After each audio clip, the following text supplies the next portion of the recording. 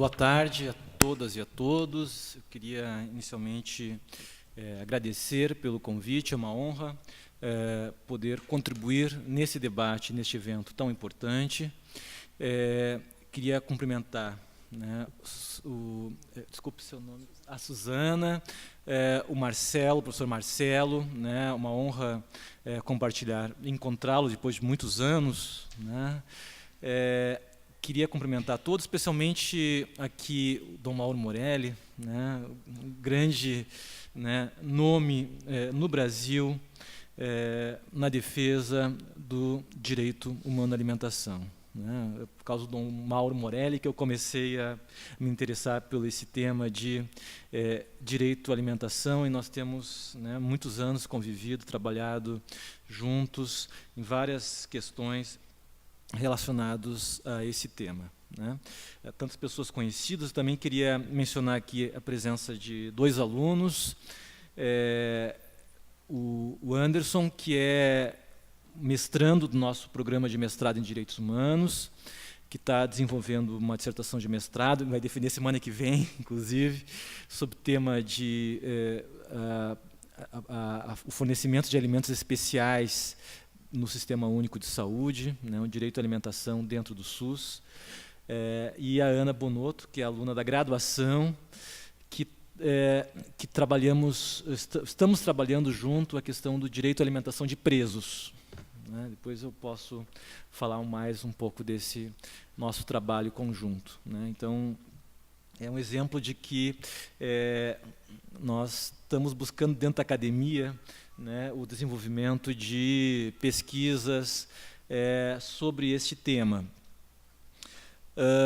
Eu queria colocar, até falando rapidamente com o Dom Mauro e o Dr. Marcelo, o professor Marcelo ali na frente, né, acho que depois de tantos anos da promulgação da Lei de Segurança Alimentar no Brasil, da Lei número 11.346, de 2006, ou seja, nós estamos há 8 anos da promulgação da lei complementar e há 4 anos da promulgação da emenda constitucional número 64, de 2010, que incorporou ao rol de direitos fundamentais na Constituição Federal o direito à alimentação.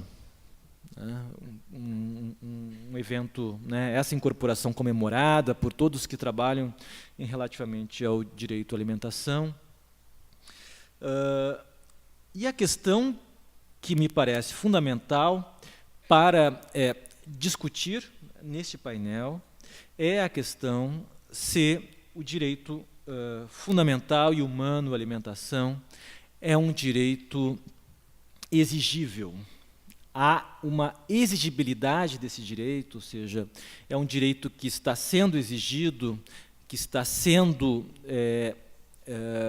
levado nas instâncias governamentais e judiciais como direito humano, portanto, direito subjetivo, que pode ser exigido concretamente em âmbito nacional, né?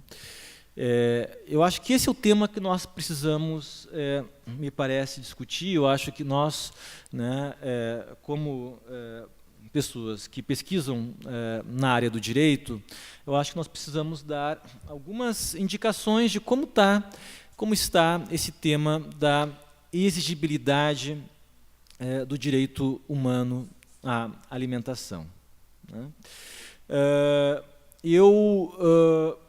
Há muitos anos, isso já faz mais de 10 anos, logo que eu descobri a existência desse direito, né, porque é um direito que a gente não aprende na faculdade de Direito, né, as pessoas saem da faculdade de Direito sem saber da existência desse direito, né, então há muitas circunstâncias na vida de alguém para que, te conheça, leve a conhecer, né, que direito à alimentação, né. E eu, na verdade, descobri o direito à alimentação quando eu estava fazendo a minha pesquisa de dissertação de mestrado sobre direitos sociais, né?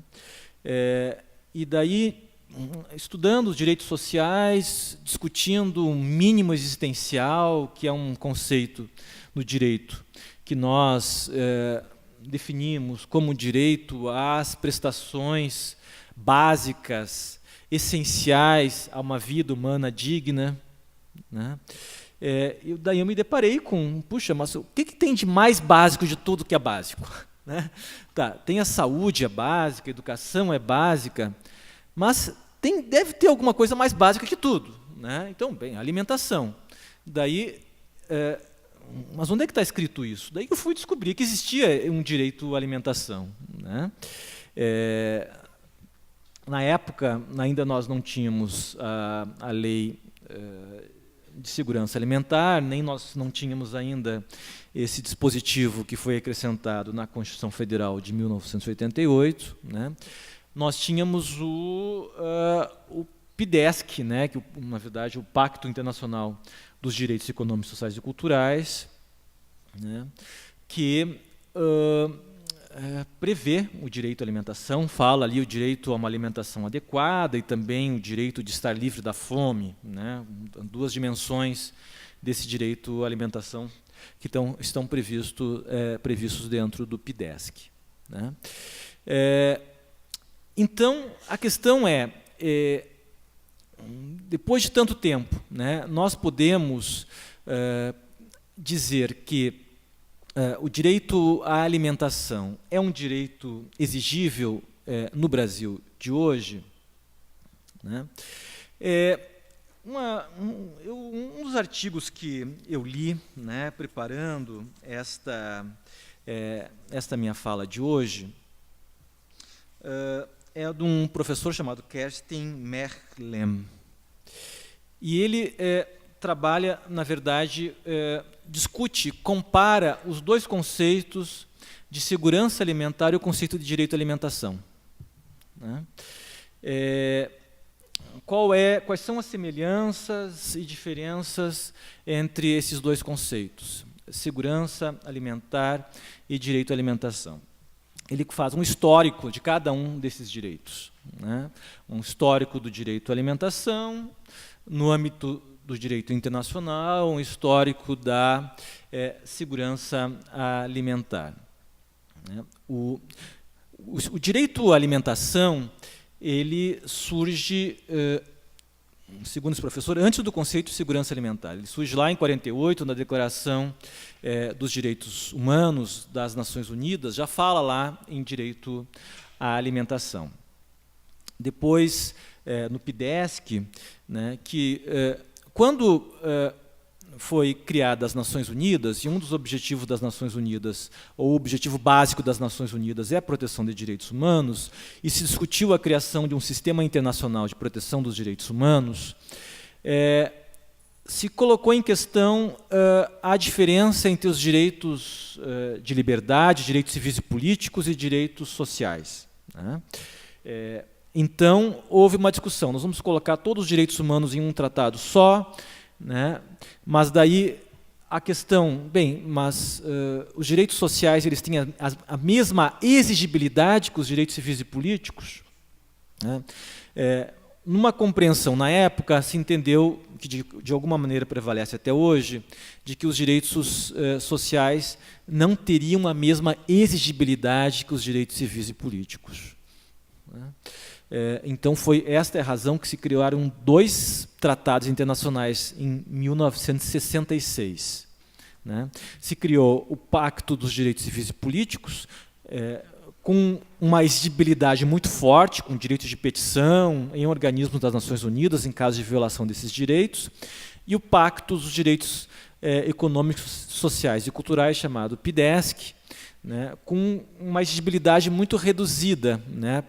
O grau de exigibilidade se dá por recomendações, se dá por relatórios, né, mas não uma possibilidade de petição concreta de um indivíduo que se vê no seu direito social, com saúde e educação violado, né, etc. Mas, de qualquer maneira, nós temos o PIDESC, né, que prevê o direito à alimentação adequada, direito a estar livre da fome, né. e com uma previsão que, na verdade, tem sido, no âmbito internacional, um obstáculo à exigibilidade real dos direitos sociais, que é a cláusula da progressividade. O que diz no PIDESC? O PIDESC, então, enumera vários direitos sociais, entre eles o direito à alimentação, e fala, né, numa cláusula, esses direitos devem ser garantidos pelos Estados na medida das possibilidades, um sentido progressivo, que é o mesmo na medida das possibilidades dos Estados. Né? Bem, mas nós temos lá uma previsão do direito à alimentação. Né? O Comitê dos Direitos Econômicos, Sociais e Culturais das Nações Unidas buscou trabalhar com não só buscando dar um conteúdo mais concreto ao direito à alimentação, né, mas também discutiu o que significa essa cláusula de progressividade. Né? Por exemplo, o comitê, no comentário geral que ele faz ao direito à alimentação, que fala que direito à alimentação adequada inclui disponibilidade de alimento, mas também acessibilidade, né, física e econômica de toda pessoa a uma alimentação adequada. Então, disponibilidade, acessibilidade, né, ele discute os conceitos, os tipos de obrigações dos Estados em relação à realização do direito à alimentação, de proteção, né, de respeito, e mesmo caso o indivíduo esteja numa condição de não acesso à alimentação, a obrigação do Estado de fornecer a alimentação a indivíduos em situação de vulnerabilidade. Né? Bem, então, no âmbito do direito internacional, né, nós temos uma definição do que é direito a uma alimentação adequada, mas nós temos esse problema da cláusula de progressividade. Né? O Comitê dos Direitos Econômicos, Sociais e Culturais diz o seguinte: bem, essa progressividade não pode ser interpretada como que o Estado pode alegar qualquer coisa para não cumprir com o direito à alimentação. Né? O Estado tem que provar que não tem meios, caso haja uma violação do direito à alimentação, o Estado tem de provar que não tem meios suficientes para garantir o direito à alimentação de grupos ou indivíduos que estejam numa situação de não acesso a esta alimentação adequada. Há uma discussão hoje muito grande no âmbito do direito internacional e há uma proposta de equiparar cada vez mais os direitos sociais aos direitos civis e políticos, né, de criar mecanismos de maior exigibilidade desses direitos no âmbito internacional. De qualquer modo, o que é importante colocar? Esses tratados, no caso do PIDESC, na Declaração das Nações Unidas, e vários outros tratados, Tratado de Direitos da Mulher, da Criança, que também tem específicas cláusulas que tratam do direito à alimentação, são direitos humanos. Né? E íncito a uma ideia de direitos humanos a sua exigibilidade. Né? Não se pode falar em direito humano sem exigibilidade.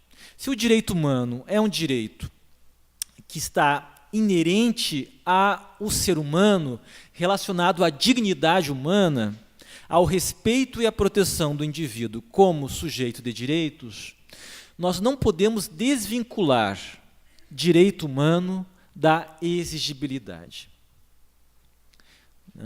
Bem, a gente pode discutir aqui o que é uma exigibilidade, né? Se inclui exigibilidade, inclui uma proteção judicial, jurídica, né?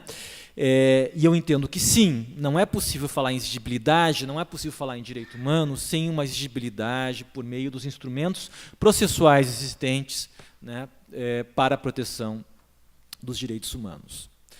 Este autor, isso eu queria pegar e colocar com vocês, discute também o conceito de segurança alimentar, né, que surge lá em 1974, né, na Conferência Mundial de Alimentação,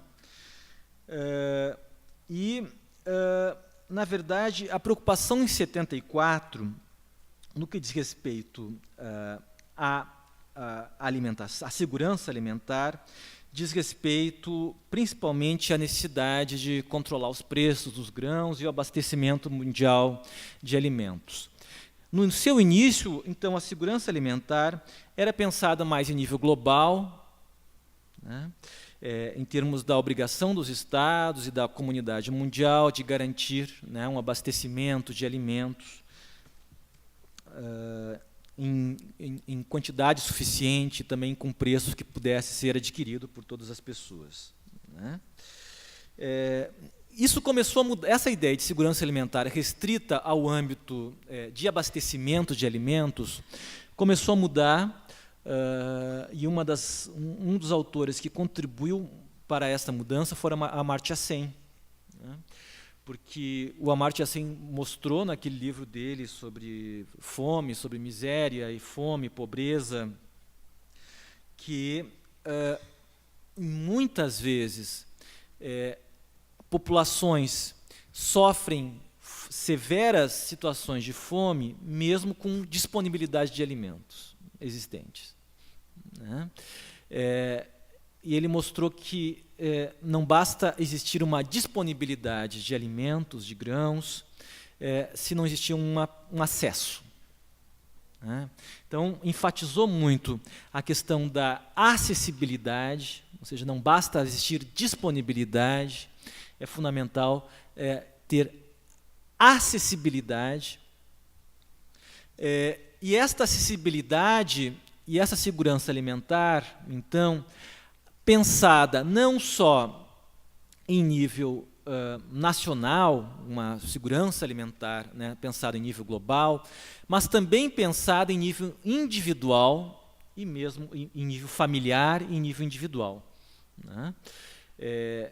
Não é possível pensar em segurança alimentar na proteção do indivíduo, né? Com isso, inclusive em 1996, já na Cúpula Mundial de Alimentação, Declaração de Roma sobre Segurança Alimentar, né, há uma aproximação desses dois conceitos de segurança alimentar e direito à alimentação, né? Porque quando se fala em direito humano, né, há uma ênfase muito grande a direito humano de todo indivíduo, ou de cada indivíduo, né? Quando se fala em direito humano, se fala em um direito subjetivo, né, de cada indivíduo à realização daquele direito específico, né? A segurança alimentar, se no início ela foi pensada mais em nível nacional e global, ela foi se aproximando desse conceito de se pensar também a segurança alimentar em nível individual, né? Então, em 96, essa declaração de Roma sobre segurança alimentar, ela define, diz o seguinte: existe segurança alimentar quando as pessoas têm a todo momento acesso físico e econômico a alimentos seguros. Já incorpora, então, a ideia de acessibilidade, né, dentro dessa discussão da Amartya Sen, tem que ter acesso, né? Então, alimentos seguros, nutritivos e suficientes para satisfazer as suas necessidades e preferências alimentares, a fim de levarem uma vida ativa e sã, né?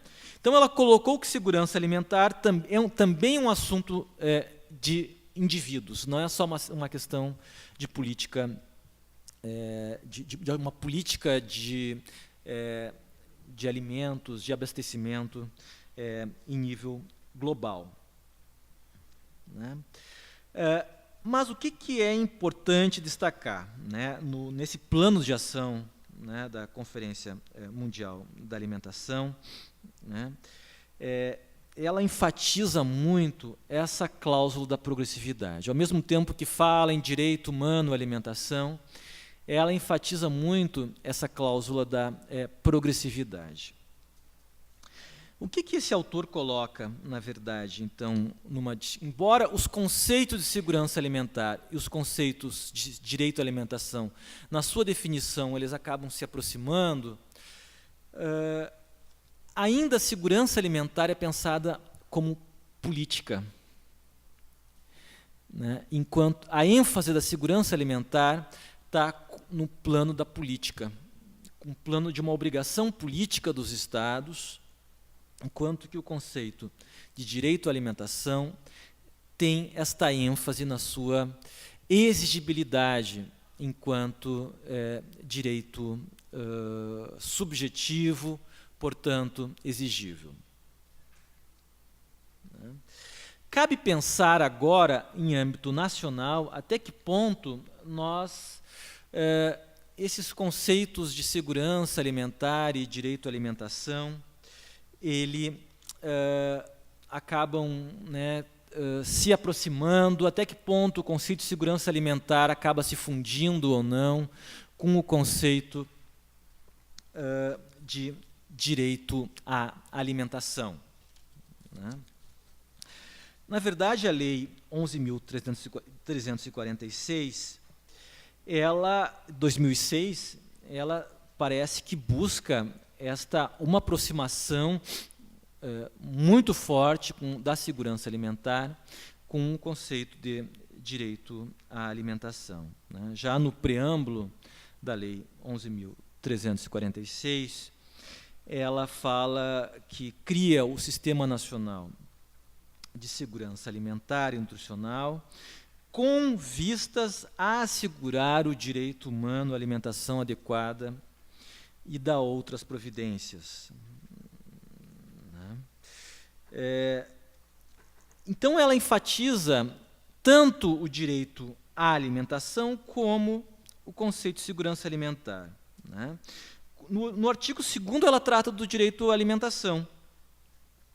E ela diz o seguinte: a alimentação adequada é um direito fundamental do ser humano, né, inerente à dignidade da pessoa humana, né, devendo o poder público adotar as políticas e ações que se façam necessárias para promover a segurança alimentar e nutricional da população. Então, a alimentação adequada, ela se realiza mediante políticas, né?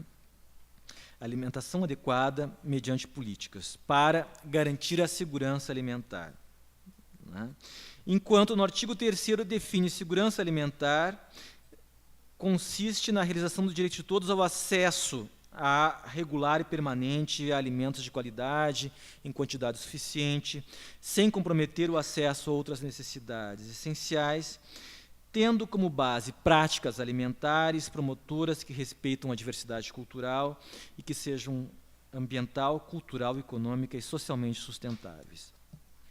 A pergunta aqui, com base na Lei 11.346, a segurança alimentar e o direito à alimentação, eles se realizam mediante políticas públicas, com certeza, mas só mediante políticas públicas. Quando as políticas públicas falham, quando as políticas públicas são insuficientes, há instrumentos de modo a garantir a indivíduos e a grupos possam reivindicar esse direito por meio de vias administrativas e também judiciais, caso o Estado não cumpra, não realize, né, essa garantia desse direito à alimentação e dessa segurança alimentar. Eu lembro, conversei com algumas pessoas que participaram, né, da elaboração desse projeto de lei, que gerou a Lei 11.346, existiam propostas concretas de incluir na lei instrumentos de exigibilidade, né? A possibilidade de as pessoas pleitearem perante a administração pública sempre que houvesse uma situação de não respeito à alimentação adequada, né? A Lei 11.346, ela se restringe a prever genericamente a necessidade de mecanismos para a sua exigibilidade. Então, no artigo 2º, parágrafo 2º da lei, fala dever do poder público respeitar, realizar o direito à alimentação adequada, bem como garantir os mecanismos para a sua exigibilidade. Né? Depois, no artigo, no decreto que regulamenta, também fala que é a obrigação do Plano Nacional de Segurança Alimentar também disponibilizar instrumentos para exigibilidade. Né? O problema é que essa lei não prevê que instrumentos é esse. Né? Isso aconteceu também na nossa lei estadual aqui. Eu fui nomeado pelo governador Germano Rigotto, na época, né, junto com a Isabel, que está aqui presente, para elaborar um anteprojeto de lei aqui de segurança alimentar. Né? E nós, no nosso anteprojeto, prevemos instrumentos de exigibilidade. Né? Isso caiu tudo. Né? Foram retirados todos esses, foram cortados estes instrumentos de exigibilidade. Bem, a pergunta, existem instrumentos de exigibilidade hoje que podem ser utilizados, né, para a defesa do direito humano à alimentação? Bem, existem muitos instrumentos que podem ser utilizados.